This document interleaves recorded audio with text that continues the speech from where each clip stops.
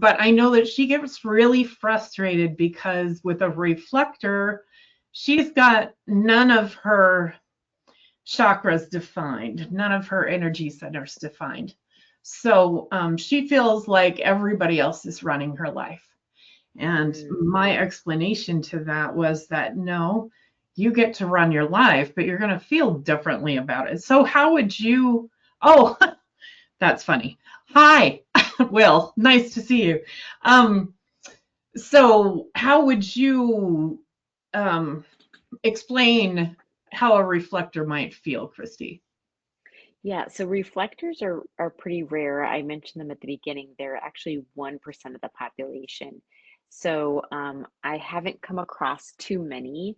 But what I do know is that reflectors, when they're unaware that they have the ability to really be influenced by others, if they're not aware of that, if they're, think of that as they're very empathic, very sensitive beings, um, if they are not self-aware, then they will just take on sort of the personas, the feelings, the stuff, the energy from anyone that they're around.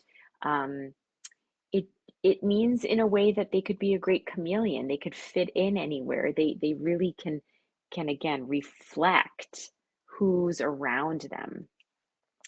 And if it's healthy, if they're around the right people, that could be beautiful. They could be very loving and feel very kind and um, joyful and uplifted. Um, but if they're around people or groups or situations that aren't so healthy and they're taking on, for example, too much conflict or too much negative sort of stuff, um, they will feel that and not realize that it's not theirs. It's actually they're picking that up. We all, in some way, have a little bit of this, but reflectors in particular have a certain design where they just need to be really mindful.